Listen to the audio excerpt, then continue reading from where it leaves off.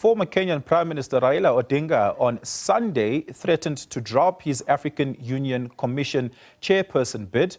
He said earlier today that should the quest to gain political stability in Kenya not be fruitful, he would drop out of the race to chair the continental body.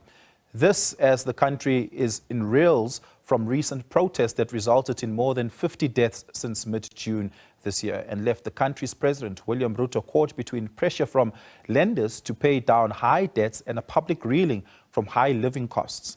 The protests led to a subsequent mass firing of some cabinet ministers, some of whom were later reinstated. The mass firing last week was a concession to demands from youth-led protests that had already forced him to withdraw a $2.7 billion proposed tax hike. Joining me now to unpack this is SABC International Editor Sophie Mokoena. Sophie, good evening. Thank you so much for being with us.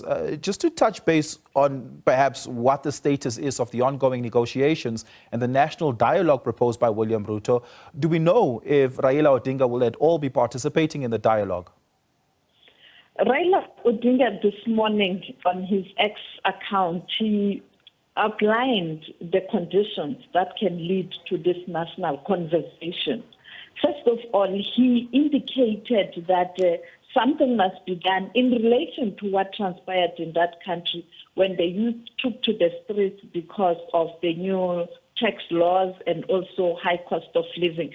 He indicated that there should be a compensation for victims and dismissal of all cases of those who were arrested during the protest. He also made an appeal that the law enforcement agencies must be punished for how they conducted themselves during the protest, the release of those who were abducted and those who are in jail. Now, coming to the national conversation, he also indicated that he will only participate in the national conversation when all this has been met.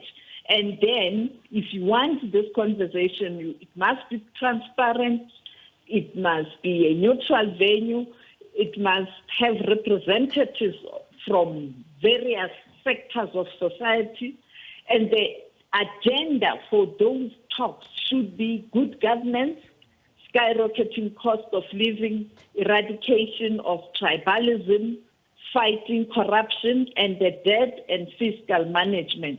And therefore, you can see that he wants to be part of the solution because, you know, he has been fighting for so many years to occupy the highest office in the land, and he has failed. And now I think he sees the opportunity to be able to position himself to be able to occupy that highest office in the land. Now, the question is this going to be after elections, after the term of office, or are we likely going to see changes in Kenya?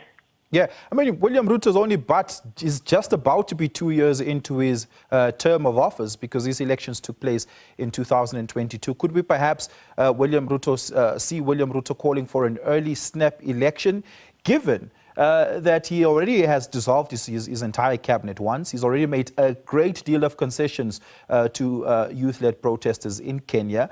He withdrew the bill entirely, and he is president by a very slim majority there, having only received 50.5% of the popular vote, while the coalition led by Raila Odinga, the Azimio la Umoja coalition, trailed behind him with 48.8%, almost 49% of the vote over there. So it's a very slim margin. He might want to seek a renewed mandate from the people of Kenya to be able to affect any of the reforms that he initially wanted to. Could we see a snap election being called?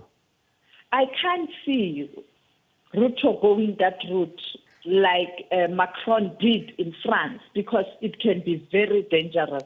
When you look at what he said today, trying to push back, he pointed out that the Kenyans must not allow dictatorship, and those who want to use violence to grab power. And therefore, I see a protracted events in terms of violence and also protests by young people, as they have pointed out that on Tuesday they are going to engage in a huge protest and they want to shut down the Jomo Kenyatta International Airport.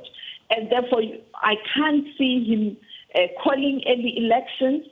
I think he's trying to push back, but the question is how effective that pushback will be. On the other hand, we see Raila Odinga trying to position himself, trying to become a voice of reason, even indicating that he may decide not to continue with that program to ensure that he gets elected as the Commission Chair of the African Union. In other words, now saying perhaps that will not be ideal, because many people have been saying that by supporting him, Ruto was trying to take him out of the country.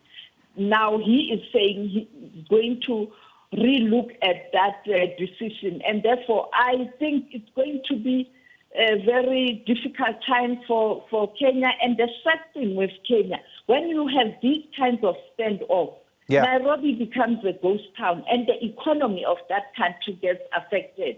And that is why perhaps Ruto is even talking about debt and fiscal management, because they are going to experience challenges. 3 months down the line, this is going to come back to haunt the country in terms of the economic growth. Yeah. So, Femukona, thank you so much for that. Really appreciate it.